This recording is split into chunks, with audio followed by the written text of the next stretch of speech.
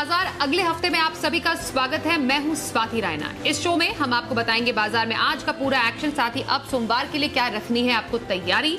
हमारे साथ शो में शामिल होंगे जी बिजनेस के मैनेजिंग एडिटर अनिल सिंह भी, इनसे करेंगे बातचीत। और साथ ही आज के हमारे खास मेहमान हैं, उनका भी परिचय करा देते हैं। ट्रेड स्विफ्ट ब्रोकिंग के डायरेक्टर संदीप जैन। संदीप जी, बहुत स्वागत है आपका एक बार फिर से बाजार अगले हफ्ते में। और पूरी टीम जैसा आप देख पा रहे हैं, जिनसे हम समझेंगे अलग अलग सेक्टर्स का हाल। लेकिन हफ्ते के आखिरी दिन बाजार का कैसा रहा ये समझना जरूरी है। पूरा हफ्ता दमदार रहा। हफ्ते के आखिरी दिन भी सेंसेक्स, निफ्टी और बैंक निफ्टी ने इंट्राडे में नए रिकॉर्ड बनाए। बैंकिंग सेक्टर में रिफॉर्म के दम पर निफ्टी बैंक ने इंट्राडे में पहली बार 38,000 का स्तर पार किया। हालांकि रिकॉर्ड स्तरों पर बाजार में मुनाफा वसूली देखी गई। पूरे हफ्ते की बात करें तो सेंसेक्स और निफ्टी करीब 1.25% चढ़े। इस हफ्ते मिड कैप में 2% तो स्मॉल कैप इंडेक्स में 1% की तेजी रही।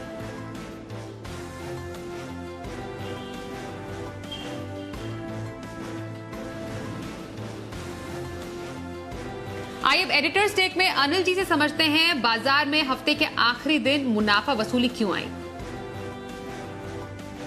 हफ्ते के आखिरी दिन भारतीय बाजारों में दिखा जबरदस्त एक्शन और एक बार फिर से भारतीय बाजारों ने बनाया नया रिकॉर्ड। निफ्टी लगातार ऐतिहासिक स्तरों पर पहुंचा। सेंसेक्स लगातार तीसरे दिन रिकॉर्ड हाई और बैंक निफ्टी लगातार दूसरे दिन रिकॉर्ड हाई पर पहुंचा।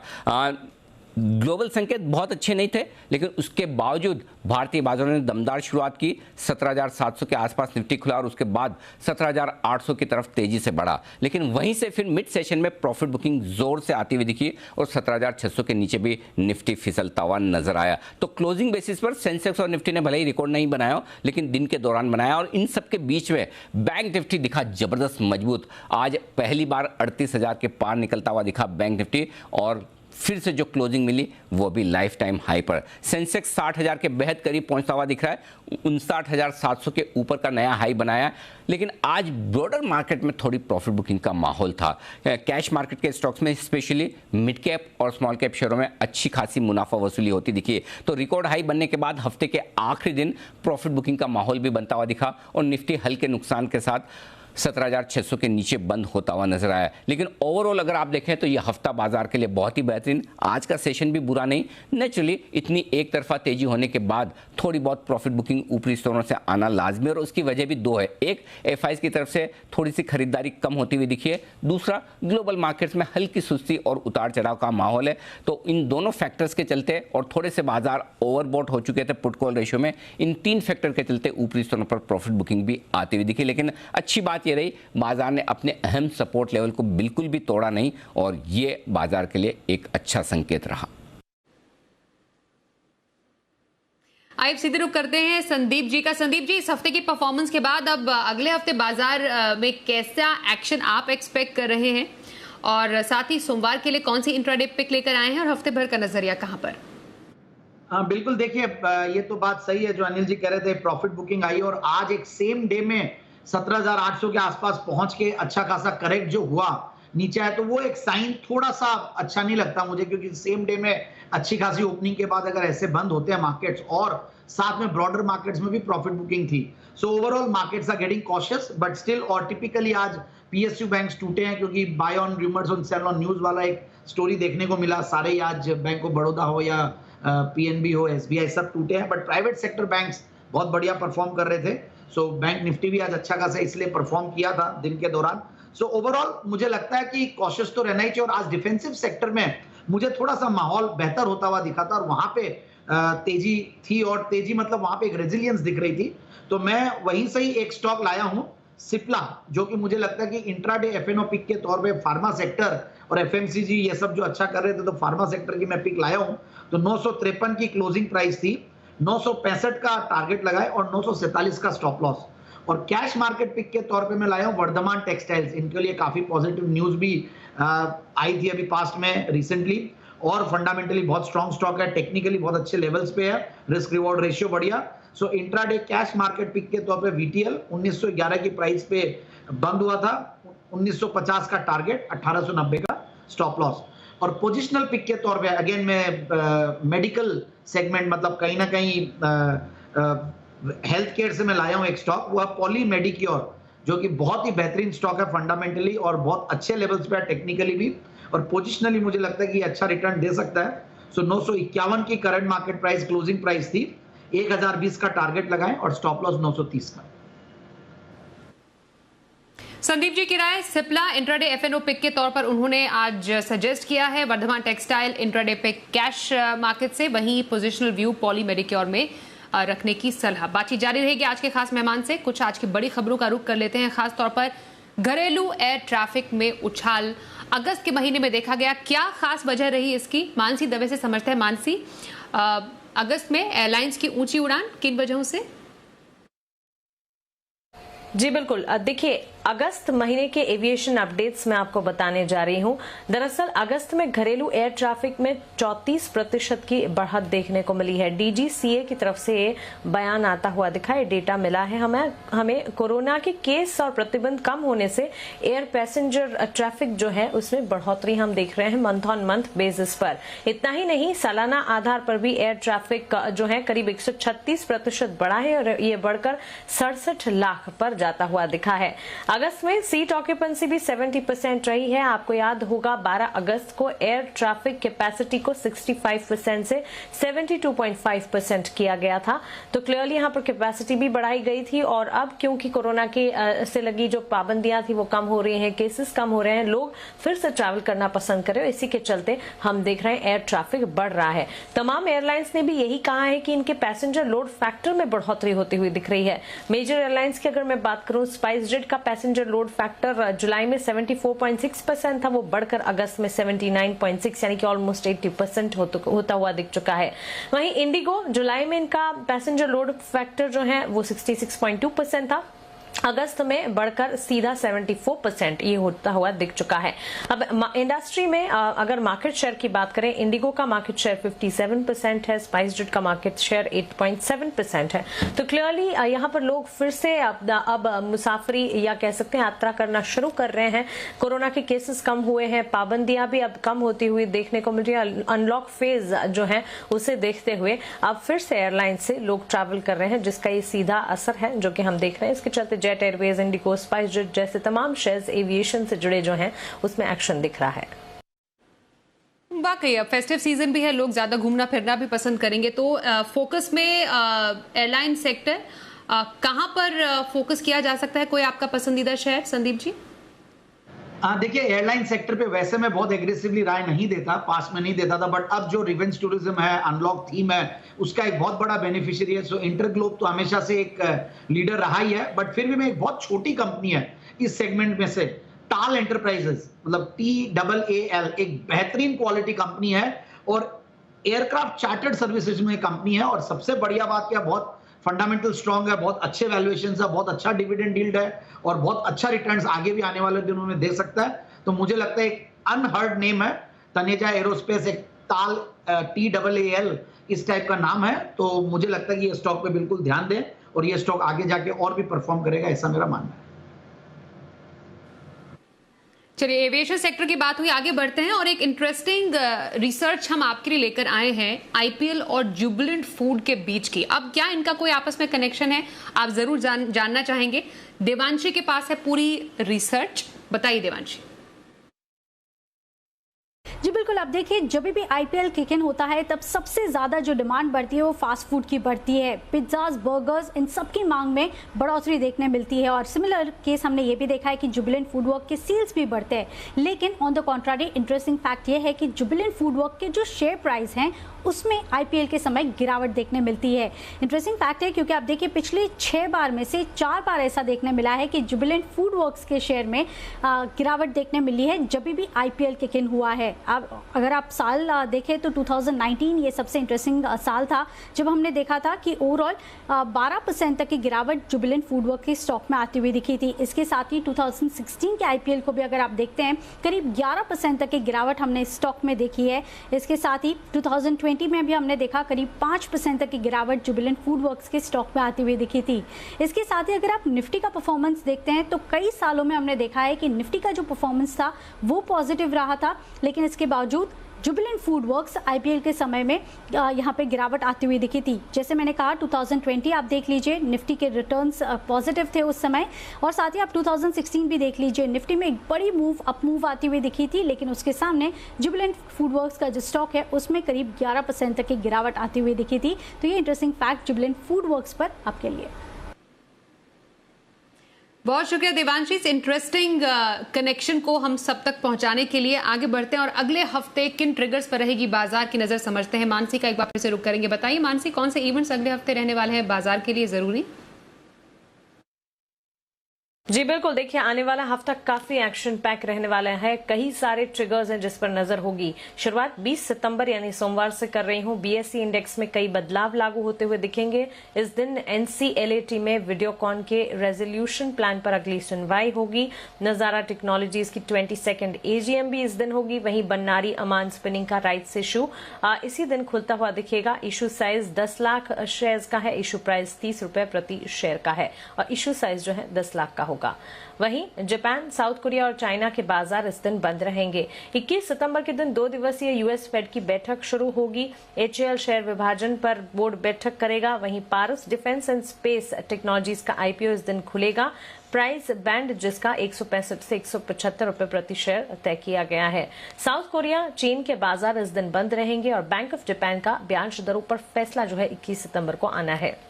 22 सितंबर के दिन यूएस फेड का ब्याज दरों पर फैसला आएगा। वहीं एएनजी लाइफ साइंस 1:1 के बोनस इशू की एक्स डेट होगी। आदित्य बिरला एएमसी का आईपीओ जो है वो इस दिन खुलता हुआ दिखेगा। वहीं हांगकांग, साउथ कोरिया के बाजार इस दिन बंद रहने वाले हैं। 23 सितंबर के दिन एशियन ग्रेनाइटों का राइट्स इशू जो है वो खुलेगा। इशू साइज 225 करोड़ है। इशू प्राइस 100 रुपए प्रति शेयर का है। इसी दिन जीआरएम ओवरसीज शेयर विभाजन पर बोर्ड बैठक करेंगे। Paras defence and space technologies limited का आईपीओ बंद हो जाएगा और जापान के बाजार इस दिन भी बंद रहने वाले हैं। 24 सितंबर के दिन जस्ट डायल के शेयर धारकों के लिए रिलायंस रिटेल वेंचर्स का ओपन ऑफर बंद हो जाएगा। ऑफर प्राइस 1022 रुपए और 25 पैसे प्रति ऑफर शेयर का तय किया गया है। इस दिन आरईसी की एजीएम होगी। एनसीडी डिबेंचर के जरिए 85,000 करोड़ जुटाने पर बोर्ड की मंजूरी कंपनी मांगने जा रही है, तो इस एजीएम पर भी नजर रहेगी। इस दिन आदित्य बिरला एएमसी का आईपीओ बंद हो जाएगा और इसी दिन क्वाड समिट जो कि वॉशिंगटन में होने वाला है 24 सितंबर को, इसमें प्रधानमंत्री मोदी जो है वो शिरकत करेंगे। तो ये तमाम ट्रिगर्स पूरे हफ्ते, आने वाले हफ्ते के लिए। अगले हफ्ते के इवेंट समझे। आइए अब देखते हैं शो का खास सेगमेंट शर्मा जी का ऑप्शन।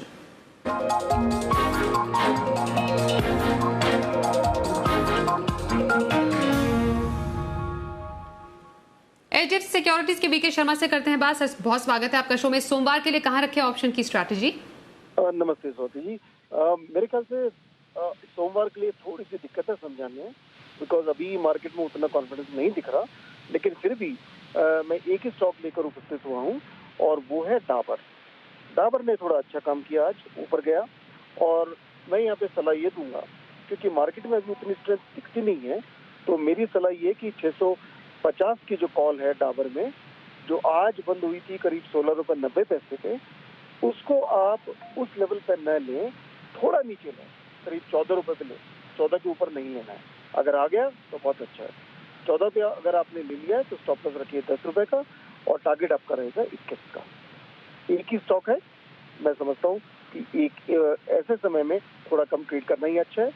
और हैव अ नाइस वीकेंड और जय हिंद। धन्यवाद। सोमवार के बाजार पर क्या रखनी चाहिए आपको स्ट्रैटेजी, आइए जानते हैं अनिल जी से। जहां तक सोमवार के बाजारों का सवाल है, देखते हैं कि अमेरिकी बाजारों में किस तरह का कारोबार होता है। भारतीय बाजारों के बंद होने के वक्त डाउ फ्यूचर्स लगभग 60 अंक नीचे ट्रेड करते हुए दिख रहे थे, यानी कि हल्की फुल्की कमजोरी अमेरिका में हो सकती है। सोने चांदी में भी थोड़ी गिरावट होती दिखी। तो ग्लोबल मार्केट थोड़े से नर्वस, सुस्त, कमजोर हैं, बहुत ज़्यादा नहीं, हल्के फुल्के। अब जहां तक भारतीय बाजारों का सवाल है, तुरंत जो सोमवार के लिए सपोर्ट का काम करेगा वो है 17,500, 17,525। इस सपोर्ट को होल्ड करेंगे। अगर किसी वजह से इसके नीचे फिसले तो 17,380 से 17,440 ये मजबूत सपोर्ट रेंज है, जहां पर आपको फ्रेश खरीदारी, शॉर्ट कवरिंग दोनों आती हुई दिखेगी।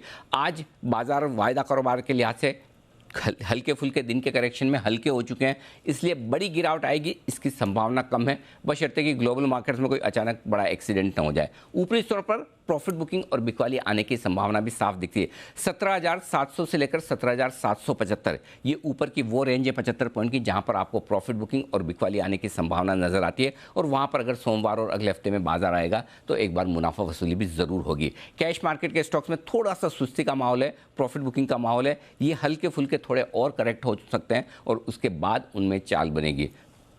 माफ कीजिएगा। जहां तक बैंक निफ्टी का सवाल है, लगातार 2 दिन बेहद शानदार रिकॉर्ड हाइस पर बंद होते हुए दिखे हैं और इंट्राडे में भी। अब जो सपोर्ट रेंज है बैंक निफ्टी के लिए वो है 37,450 37,675। ये वो रेंज है जो अब सोमवार को सपोर्ट के तौर पर काम करेगी। ऊपरी स्तरों पर 38,100 से लेकर 38,300 की रेंज में बैंक निफ्टी जाने को तैयार है। ये आपके लिए ट्रेडिंग रेंज हो सकती है, लेकिन ओवरऑल अगला हफ्ता बाजार में थोड़ा उतार चढ़ाव भरा रह सकता है। दोनों तरफ के ट्रेड के मौके मिलेंगे, इसलिए मजबूती हो वहां पर प्रॉफिट बुकिंग करके थोड़ा हल्का होकर इंतजार करें लोअर लेवल्स का, ताकि आपको सही लेवल पर फिर से बाजार में और स्टॉक्स में एंट्री करने के अच्छे मौके मिले। इस बीच में स्टॉक स्पेसिफिक एक्शन बाजार में बढ़ता हुआ दिख रहा है, वायदा कारोबार में भी, कैश मार्केट में भी, और वहीं पर आपको फोकस करना चाहिए। तो सोमवार के बाजार पर रणनीति समझी। आइए अब सोमवार का ऑप्शन भी देखते हैं। कोटक सिक्योरिटीज के श्रीकांत चौहान हमारे साथ है। श्रीकांत जी, बहुत स्वागत है आपका शो में। सोमवार के लिए कहां रखी जा सकती है ऑप्शन स्ट्रैटेजी? बिल्कुल, अगर आने वाले हफ्ते में देखें तो हमें लगता है कि उतार चढ़ाव तो रहेगी, लेकिन साथ ही साथ हमें लगता है कि मार्केट में एफएमसीजी और टेक्नोलॉजी स्टॉक्स में वापस एक बार तेजी देखने मिल सकती है। और वहाँ पे अगर आप देखें तो लगता है कि लीवर यहाँ पे हमें आज के तारीख में जब मार्केट गिरा था तो हमने काफी अच्छा एक करेक्शन देखा था और इम्पोर्टेंट सपोर्ट के करीब ही आ चुका है। तो अगर सोमवार के दिन अगर किसी कॉल ऑप्शन में अगर हमें खरीदारी करनी है तो वह हिंदुस्तान लीवर। यहाँ पे हम जो इसके 2600 के कॉल है, हम उसे बाय करके चल सकते हैं। यहाँ पे जो करंट लेवल्स है वो है 24 रुपए के है और यहाँ पे टारगेट रखेंगे 60 रुपए का, स्टॉप लॉस रखेंगे हम 5 रुपए के करीब का। साथ ही साथ हमें लगता है कि टेक महिंद्रा है, यहाँ पे 1460 के कॉल ऑप्शन हम खरीद कर चल सकते हैं, जो तकरीबन 28 से 30 रुपए के करीब हमें मिल रहे हैं। यहाँ पे हमें स्टॉप लॉस रखना है 19 रुपए का और टारगेट हम रखेंगे तकरीबन 55 से 60 रुपए का। जी, बहुत शुक्रिया श्रीकांत जी ऑप्शन स्ट्रैटेजी सोमवार के लिए बताने के लिए। Sandeep ji, long term pick कौन सी लेकर आए हैं आज आप? बिल्कुल, एक बेहतरीन क्वालिटी कंपनी है गुजरात अंबुजा एक्सपोर्ट्स। एक 1991 से कार्यरत कंपनी है और यंग मैनेजमेंट है। और सबसे बढ़िया बात है, जिस सेगमेंट में है ये वो काफी हॉट सेगमेंट है एग्री प्रोडक्ट्स में। तो corn starch derivatives, soya derivatives, feed ingredients, edible oils, cotton yarn, ये सब बनाती है। और एग्रो प्रोसेसिंग पे वैसे में बहुत बुलिश हूं और मुझे ऐसा लगता है जिस तरीके के फंडामेंटल्स और जो रिजल्ट्स दिए बहुत सस्ते वैल्यूएशंस पे है, सिर्फ 9-10 के पी मल्टीपल पे है। उसके सामने डेट्स कोई बहुत ज्यादा है नहीं, सिर्फ 163 करोड़ के डेट्स है। 0.10 का debt equity ratio. Generally commodity oriented stocks में डेट्स रहते हैं, इसलिए मैंने डेट्स की बात पहले की है, जो बहुत कम है, which is a big advantage. Return on capital employed 28 का है, रिटर्न ऑन इक्विटी करीब 23% का है और पिछले 5 साल के प्रॉफिट की कैगर है 29% की। और मैं जून क्वार्टर को कंपेयर कर रहा था तो जून 2020 में 37 करोड़ के पैट के सामने ऑलमोस्ट 3 गुना, मतलब 114 करोड़ का पैट है जून 2021 में। सो ट्रेलिंग 12 मंथ्स बेसिस पे वन ऑफ द हाईएस्ट या हाईएस्ट ही प्रॉफिट्स पे चल रही है कंपनी। 415 करोड़ का नेट प्रॉफिट कंपनी का, तो 4000 करोड़ की कंपनी में 415 करोड़ का पैट ट्रेलिंग 12 मंथ्स बेसिस पे। और मैं शेयर होल्डिंग पैटर्न देख रहा था तो प्रमोटर्स की स्ट्रॉन्ग 60% प्लस, यानी कि 64% है। और Massachusetts institute of technology MIT, उन्होंने 1.5% के लगभग इसमें इक्विटी ले रखी है। सो ओवरऑल मुझे लगता है कि स्टॉक को बिल्कुल इन लेवल्स पे लेना चाहिए। डाउनसाइड बहुत कम लगती है, मतलब 160-70 का रेंज है, जो कि बहुत अच्छा सपोर्ट है, क्योंकि मार्केट जब करेक्ट कर रहा होता है, ब्रॉडर मार्केट साथ जैसे करेक्ट किए हैं, तो उस टाइम पे डाउनसाइड रिस्क देखना भी बहुत जरूरी होता है। सो ओवरऑल मुझे लगता है कि 182 के जो लेवल्स है, यहाँ से 220 के लेवल्स ये स्टॉक दिखाएगा आने वाले 6 से 9 महीने में। Gujarat Ambuja exports long term की खरीदारी के लिए पिक आज सजेस्ट किया है संदीप जी ने। बहुत शुक्रिया संदीप जी, आज आप हमारे साथ इस शो में शामिल हुए। फिलहाल दीजिए हमें इजाजत, पर खबरों का सिलसिला जारी रहेगा। देखते रहिए जी business. it. We thank the Chief Minister of Uttar Pradesh, the Finance Minister of Uttar Pradesh, for having received each one of us so warmly, having provided for all of us without any note of, oh no, I didn't get this, it was perfectly organized. And even during the council session itself, a very organized way of putting us up in the meeting hall and getting things done. And the Chief Minister also hosted all of us for lunch. So I first voiced my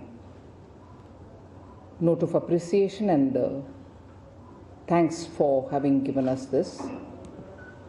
For the first time to get out of the video conferencing mode, Uttar Pradesh volunteered to have this here. Today we also had a lot of ministers saying next should be our state. Punjab minister said you should come to Punjab next, or Kerala said why not in Kerala, and so on. So the feeling of this meeting having been held in an amiable and nice atmosphere is something which I would start my interaction with you today. Equally, today we have taken quite a few people-friendly decisions.